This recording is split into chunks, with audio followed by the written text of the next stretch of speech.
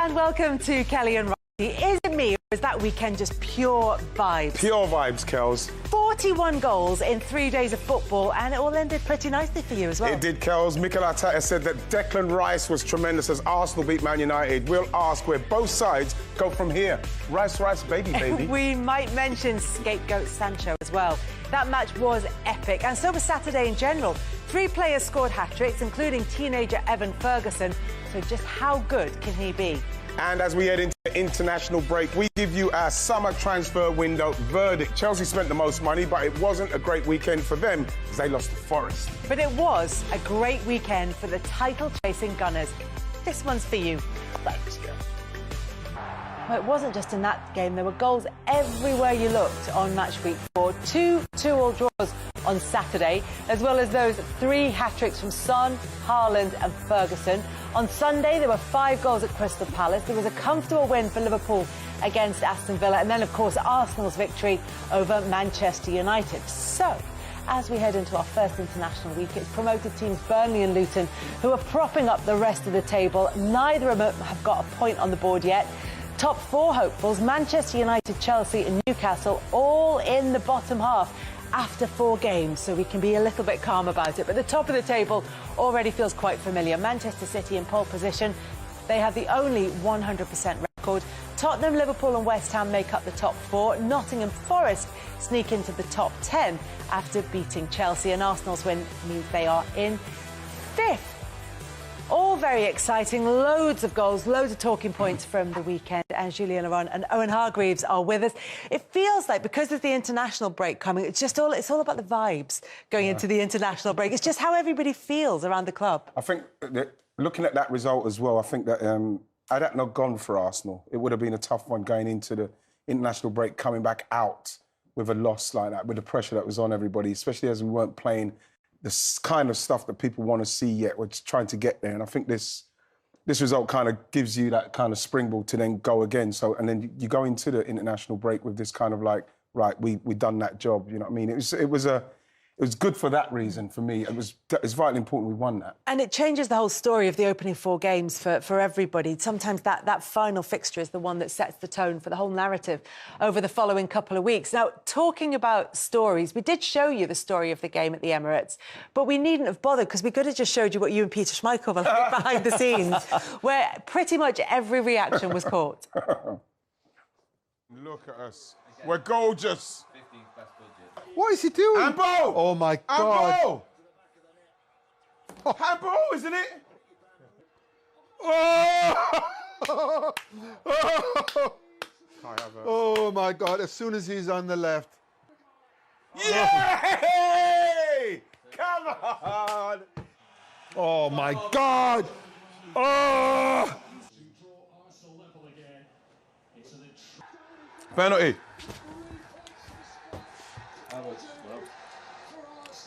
Yeah!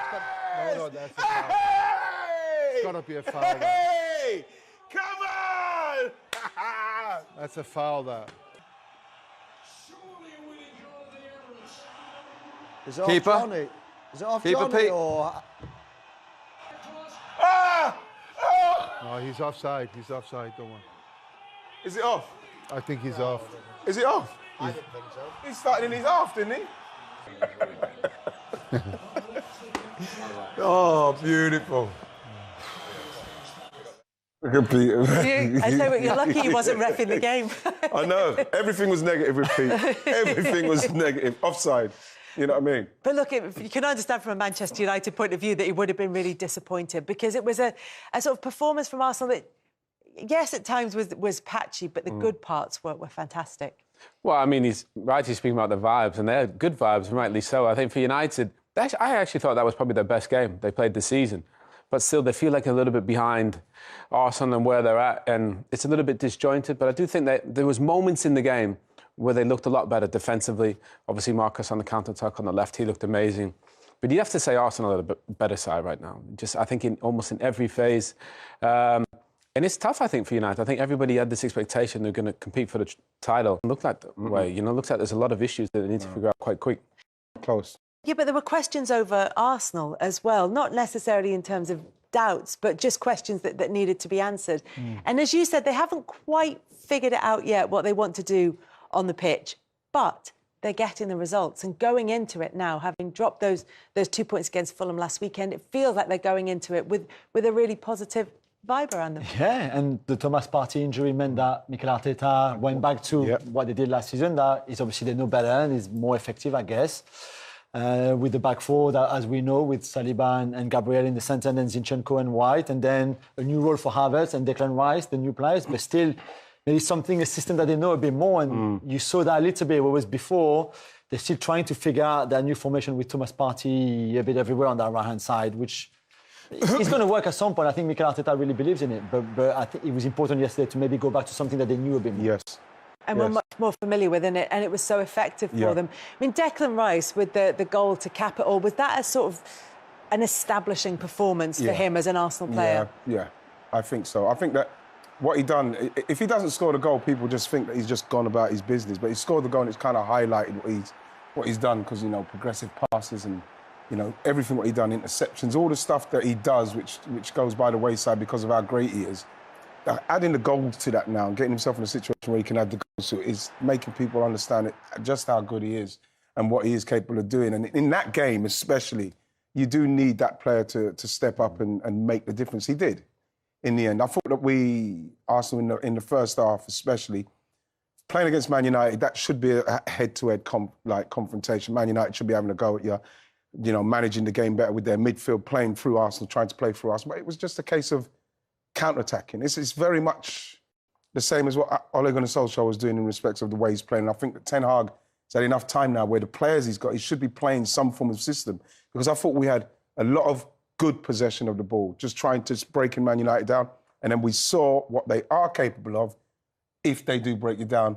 Great pass from Eriksen through lines into a Rashford, bam, goal. That is where I'm thinking, that's how Man United, is that the plan?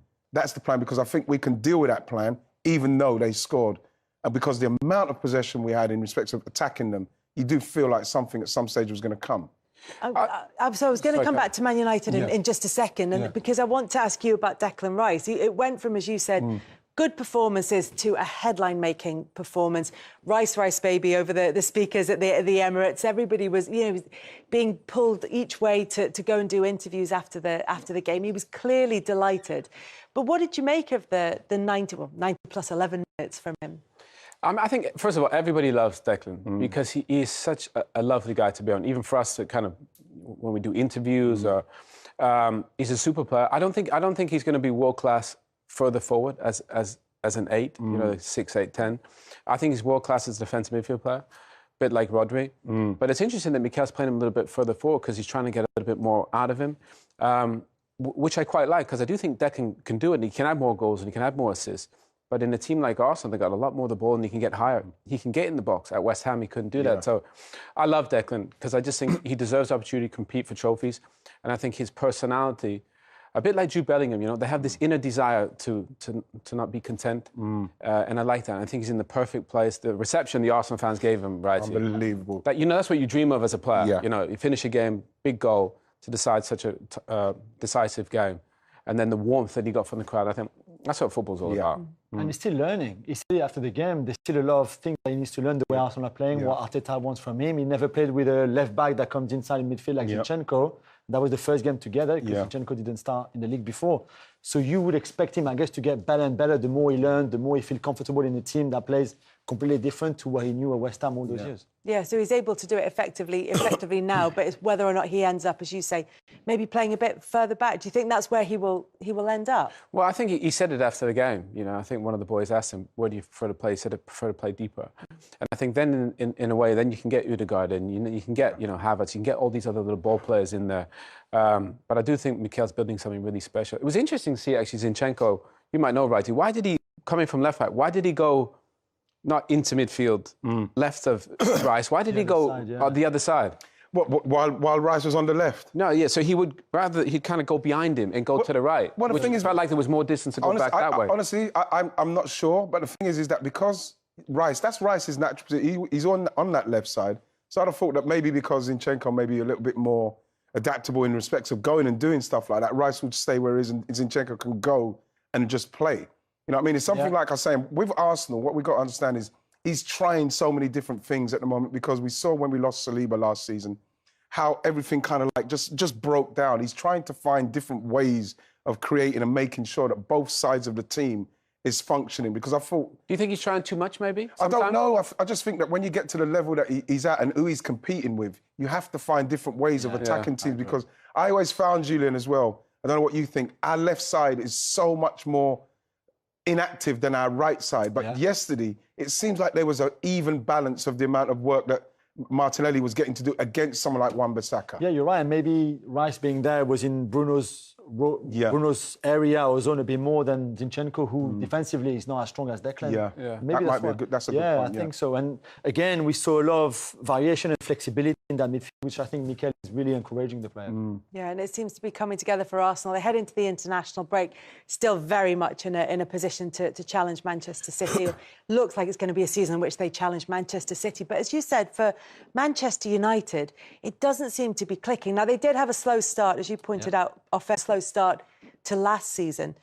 But it feels like this season they should have kicked on. Do you think that would be fair comment? Yeah, I think everybody anticipated them kicking on. Spent a lot of money, and I actually think they bought some good players. I think Haaland came on and he looked the real deal. Yeah, he looks like physical presence. Problems, So I'm looking forward to see that. But if you think about Arsenal, all the great teams, you know who's going to play.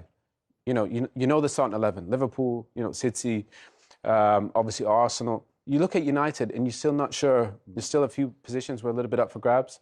And obviously finishing with the centre-backs, which they did. Yeah. It's not title. You're not going to win a title with that. So, but I'm excited to see Haaland. I thought he gave us something different. He has a big physical presence. He's quick and he's got a good touch. But we need somebody to bang in the goals, because that's why we weren't, at the top. You know what's interesting? Because we haven't seen a number 9 at Man United for so many. I think the last day's proper number 9 was probably Van Persie, in respect of being up there and not only scoring the goals, but being able to hold it and bring people into him. Because you look at the way that Man United play and you do not see it. You don't see them able to keep the ball in that last third when they break, play, and burst through people, cut back, score. Because their number 9 is not that guy. You looked at Anthony Martial again, and it's. But look at your wingers. You've got Saka and Martinelli. Both players, they go 1v1, can beat anyone in the world. United have wingers that really, 1v1, they're not at their best. They got to come inside. So I do think that has an impact on the way the team plays. I just think I watch Martinelli and Saka. I think, wow, those guys they're absolute diamonds. I thought Martinelli really gave Aaron Wan-Bissaka chasing yesterday, and we know how good he is. But again, with Arsenal, we'll go through the 3 parts of the pitch: left, right, left, centre, right, and that's what you got to do, because you have to find the goals from other places. We can't be negated, we can't be so negative when we lose that side, when we lost Saliba. So I thought if they won that game yesterday, I'd have thought, wow, there's going to be a lot of disappointment, but there was so much to see, so much different avenues in the way that they're trying to attack, that we have to be patient with him. You have to trust the process, like he says. So Arsenal still trusting the process. Manchester United still trying to find their feet with the new players and how they fit in.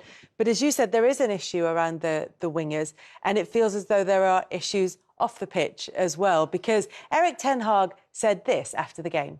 Jadon was on his performance on the training. We didn't select him. You have to reach a level every day on Manchester United, and we can make choices in the front line. And so for this game, he wasn't selected. So Erik Ten Hag saying there were other players effectively playing at higher levels than Jadon Sancho in training, and that's why he wasn't in the squad. Sancho replied almost immediately on social media to say, please don't believe everything you read. I won't allow people to say things that's completely untrue. I've conducted myself in training very well this week. I believe there are other reasons for this matter that I won't go into. I've been a scapegoat for a long time, which isn't fair. And then goes on to say he wants to play football. He respects the decision. He plays with fantastic players and will continue to fight for the badge. But it feels as though Ten Hag's comments weren't as strong as the response has been from Jadon Sancho. Is that the sort of sense you get from it? He would have regretted that as soon as he sent it. Because I don't think there's any winners there. It's not a winner from Ten Hag, kind of airing that. And maybe he got asked and he just gave an honest answer. But I think also for Jadon, you know, he's had a few of these issues now, obviously with, he was away from the team and he wasn't playing well and they took him out. But at some point, you know, we got to see the Jadon that we saw at Dortmund. It's in him. The kid he has everything to be absolute super player. But if you're not training well, you know, and the manager sets those standards, he did it with Marcus Rashford last year. Yeah. I just wish they would keep it in-house. That's the problem. You don't need that stuff getting out. That's the thing, Owen. And it's the way he came out and how quickly he came out. But, you know, obviously we don't know the full ramifications of everything that's going on. But I think you were saying, Kels, it didn't seem like Ten Hag is saying something that's too bad. And when you look at it, the way he's responded, you just feel like it's blown up. If you want to get on your manager's good side, definitely don't do that. Because I mean, that's not going to make the situation better. It's like it's blown it out. And this is again with the clubs where everything's in house and you sort it out. Because if you're a player and you're told like you're not training at certain levels, and then he came out and he said more, and this is what people have jumped at. He said more instead of saying, you know, I won't say anything yet. Because remember, this is the same manager that kind of took him out of the firing line, gave him time, and he kind of eased him back in. So you just feel like, is he throwing him under the bus? What's going on? Has Jadon overreacted? There's a lot going on friction-wise, what hopefully could have been sorted out in the training ground before it comes out like last thing they need. Can you imagine how awkward it'll be when Jadon walks in the training ground today? It's going to be so awkward. You know, he'll be like head down, a little bit nervous. Yeah, but the thing is, avoiding eye contact because there's no winners there. There's no winner, and the thing is that it's not only that Jadon is going to be quite awkward for, but you look at people like he's trying to get rid of Harry Maguire, he's trying to get rid of McTominay. It just feels like in the dressing room, now you've got to keep those players now. The players that Man United couldn't move on. Yeah. You know, there's so much wrong with what's going on. Can you imagine what the dressing room feels like right now? Yeah. It's not a great place, and this is what they need to sort it out. This is why the structure of the place needs to be sorted, because that dressing room needs to find a way to start playing and giving the fans something to believe in, because they don't. The fans will know that the window is not a window that they're not used to. They always know that it's not going to be a great window for them because they've seen what's happened in the past. They've spent money. They've spent money, but like Man United generate money. Man United will always generate money. It's not like they won't spend money, but it's how they're spending the money, who they're spending the money on, and how much is actually helping the football team. It's not. Well, Sancho was one of those players that came with great fanfare and huge expectations and excitement from Manchester United fans who could see that he might be a missing piece of one of the missing pieces of the jigsaw that they needed. But this story that he's reacted to, or this comment that he's reacted to from Ten Hag, it feels like we said there's something a bit deeper going on, and there have been previous reports from the England camp, for example, from Gareth Southgate, that maybe training wasn't quite where it should be from him. Yeah, timekeeping as well, being a bit late for team meetings and things like that, maybe lunch or dinners, which is not good already because that's the reputation that you have. And if on top of that, then Erik Ten Hag comes out publicly and says you're not training hard enough, or certainly for the standard that Erik Ten Hag wants as training. And you see who's on the bench, by the way, yesterday, because there was Hannibal was on the bench, Pellistri was on the bench, and there was another kid on the bench. Dan Gore? Dan Gore. So that's probably what raised eyebrows, wasn't exactly. it? So Sancho is clearly not good enough at training to beat those three kids. Well, Pellistri maybe not so much, but Hannibal and Gore, this is surprising. And to be fair, what do you do now?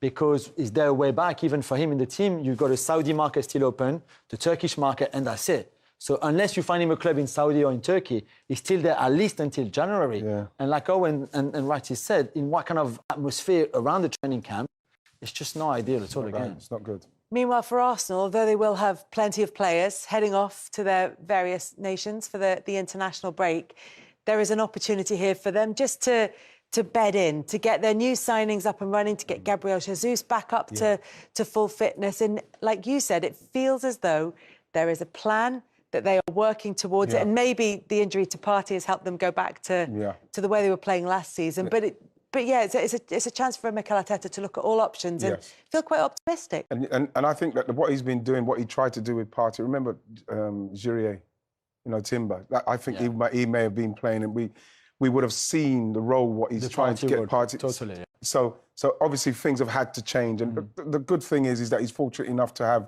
like you mentioned, Jules, a team that is used to the way we play with that four at the back. And they showed yesterday how good they were at it. But I think, it gives him time at this stage of the season to try and work on these things. And this is why some of the Arsenal fans were what's he doing? He's tinkering, he's messing around too much. He's got to try and find other ways of winning games and make sure that you can continue to attack teams and win them. I still think we could be a bit more ruthless.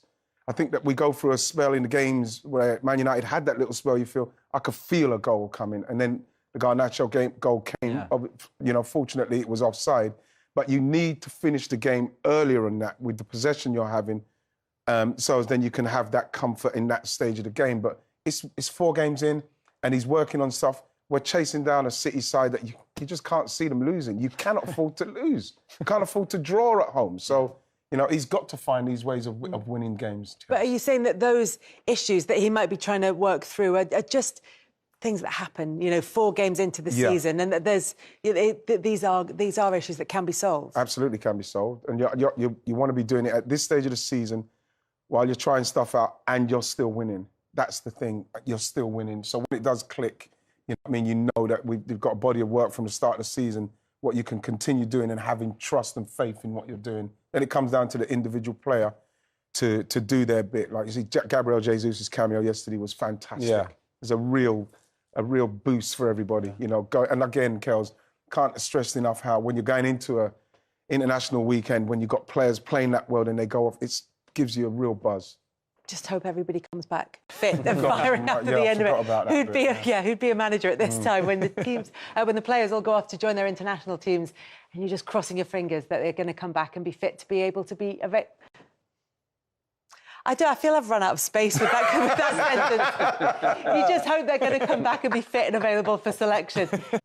Just thinking, watching those scenes, celebration police will be out tonight, won't they? It's only the 4th game. What are you doing? Well, look, it's always been a massive match. You know that. Huge, load of history Arsenal, in Manchester United. And to win it in that manner. Yeah, because it looked like they were going to lose it. When Garnacho goes through, you think that's it. You've blown it.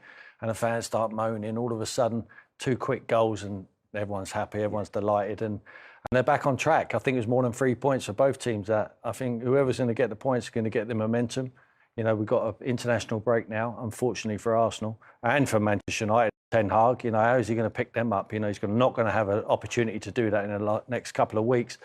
So it was really, really exciting for the Arsenal fans and for Mikel Arteta, but so disappointing with Man United. I worry for them, I really do. I just don't know what they got. I don't see any playing identity. Do you, Glenn? No, I don't. I feel exactly the same. Ten Hag's been in there quite a while now. He's had a couple of transfer windows, and I still don't know what they are. I still don't know what they do, and I feel as though even today they hadn't had a touch in the box before Rashford scored. Yeah. And I feel as though his form last year papered over a lot of cracks, which his goal nearly did today as well. He kept him in the game for a long period. And I expected when Arsenal hit right back through Odegaard, I expected Arsenal to step onto Manchester United, take the game to them.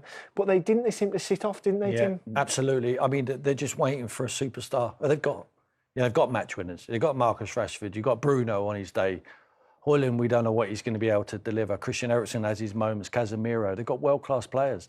But as a team, they haven't got an identity at the moment. No playing right. No philosophy of how they want to play, which makes the transition of bringing another player into the side when you get injuries like they have now very difficult. Because everyone's got different characteristics. Every position what they have on the pitch, you lose a left back in Luke Shaw. They haven't got another one to come in, with the same characteristics. It's seamless. The best teams, Man City. All right, they've got little tweaks in their formations when someone with different characteristics come into the side. But it's almost seamless the way they want to play.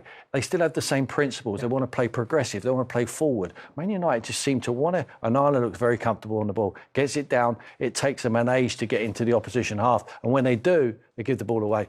They haven't got the confidence. They haven't got no patterns of play. So actually, it didn't take you an age with the goal. That was at their most effective when they countered quickly for Rashford's goal. Yeah. Actually, very like last season when Rashford scored to put them 1-0 up and they didn't. Yeah, it was. Arsenal give the ball away. I mean, Rashford off the left, it's where he likes playing. And when these are the position he wants to get into, he found himself in a couple of positions like this against Nottingham Forest, and he was devastating last weekend. And here, the same again, but again, papering over the cracks. This is on 27 minutes, and it's the first time a Manchester United player's touched the ball in the Arsenal box. Yeah. I mean, that speaks volumes. Yeah.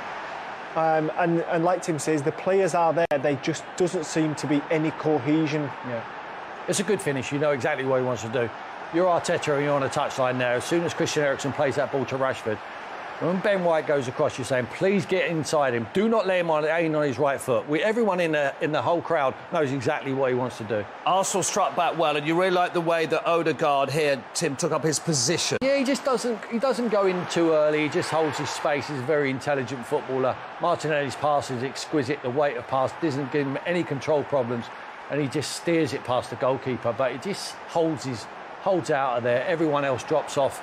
Man United defenders dropping off, and he just steers it into that bottom corner. Wonderful finish from a top draw player. Yeah, I mean, when I say he's a beautiful footballer, I don't mean his looks. I mean the way he just caresses the football. Everything he does, he's just done with the utmost style, and he just let that ball roll onto him. A couple of steps and bash. He's right clean, isn't he? I mean, he never ever miscontrols the ball. He never gets involved in any untidiness. He's one of them players who just restores order for the team. If the ball's bouncing around, get it to Odegaard, restores order, play, sets the tempo. Magnificent. Do you think Arsenal are still trying to find their identity this season? You thought they would step onto Manchester United and they didn't.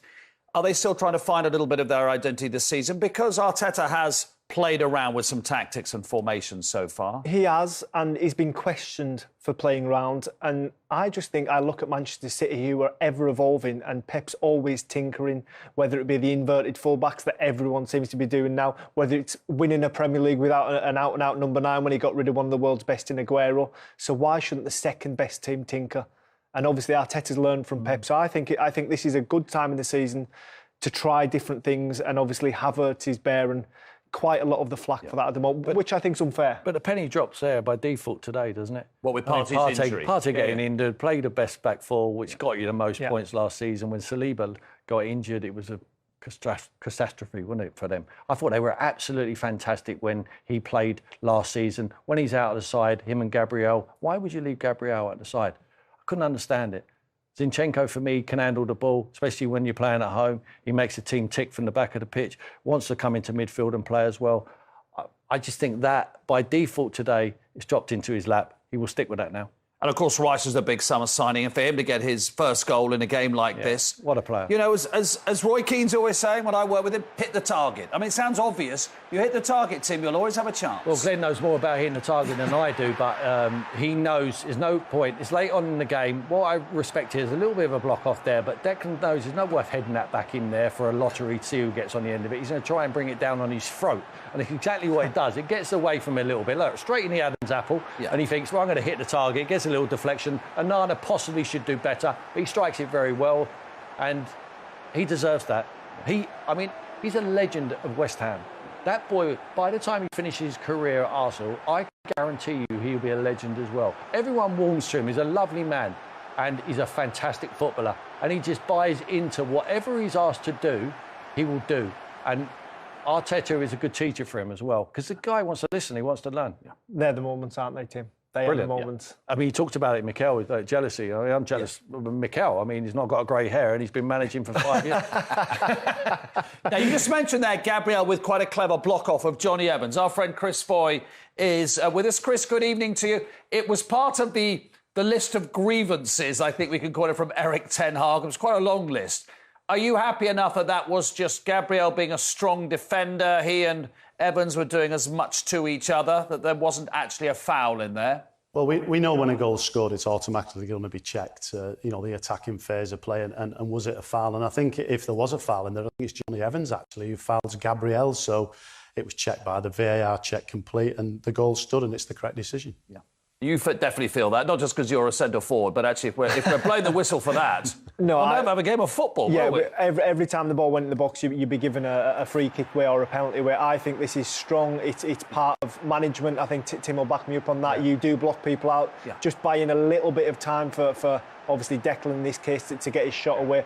And I think it's cute, clever play by Gabriel. You'd say that to Gabriel, wouldn't you? Be strong, so you give Rice a little bit more time on the shot. Well, that's the plan. The plan is round the back, Declan's round the back. I'm going to block off the first defender. It happened to be Johnny Evans. He knew as soon as Gabriel was blocking him, he was in trouble. And then he tried to magnify the situation. Yeah. And that's why he's throwing his arms up in the air, he's shouting at the referees, trying to create something. But unfortunately, there's not enough there for me. No. Chris, what about the overturned penalty? This was interesting. We don't see this too often with a penalty. Talk us through how you think the process went and whether, in your opinion, the right decision was arrived at in the end. Yeah, I mean, on field, Anthony Taylor points to the spot and gives a penalty kick. And when I saw it in real time, I actually went, that's a penalty. And obviously we know that this is one of the 4 areas that's going to be automatically checked by the VAR today. That was Jared Gillett. And when I saw it again, Aaron Wan-Bissaka doesn't do anything. He just stands there, and Kai Havertz goes between and actually kicks his leg and sort of half throws his left shoulder underneath. And in my opinion, you know, Wan-Bissaka's done nothing wrong. He just stands there, doesn't do anything. And Jared Gillett, in his wisdom, said, you know, you better have another look at it. Anthony Taylor did. And he formed the same opinion as me. He didn't feel as though it was a penalty. And, you know, he's quite within his rights to stay with the on-field decision. But obviously, when he's seen it again, it was clearly not a penalty.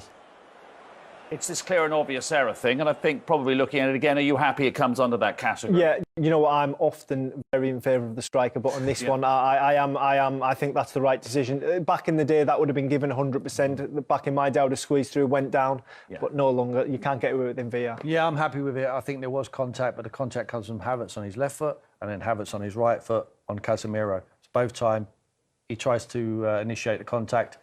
And it's his foot who hits the defender, so good decision. Yeah, be interested with VAR now. They can really see that the player, the attacker, trying to initiate the contact, which beforehand you wouldn't have known because we wouldn't have had VAR. I can totally thank goodness you're retired. OK. For football, and that's exactly what we've got. I'm Derek Ray. With me for commentary is Lee Dixon, and everyone here on tenterhooks, you'd have to say, with good reason. It's Accrington Stanley versus Arsenal. Yeah, thanks, Derek. Both teams will no doubt. He's in with a chance. It could be up for grabs. It has to be, surely. Absolutely spot on with that challenge. And good pressure high up the pitch. Looks promising, this. Aubameyang! Well, he's given a corner, the referee. He brings so many different skills to the table, doesn't he, Pierre-Emerick Aubameyang? Well, when you're playing against the players... Oh, you could see he was feeling the pressure, but gave it a go anyway. Not close, though. Well, it was definitely worth the chance, just got the technique a little bit off.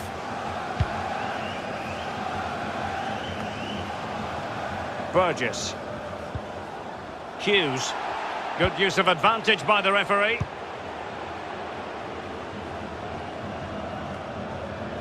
Charles.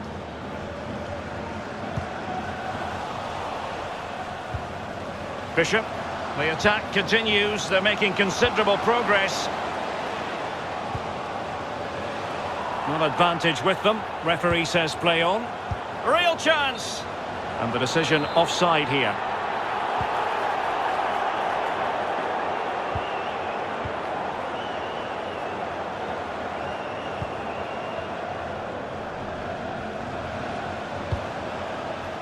Granit Xhaka. And he's broken free. And that is offside.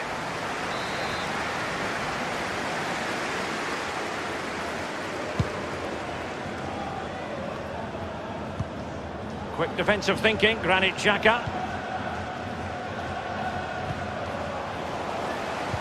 Now they've lost it.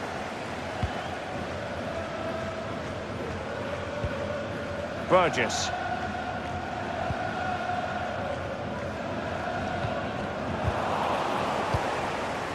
Butcher.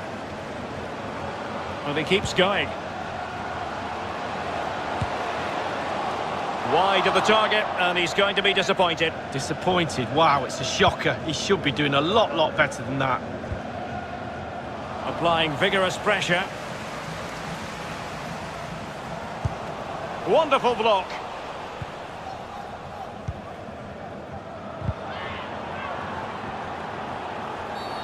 Arsenal's free kick.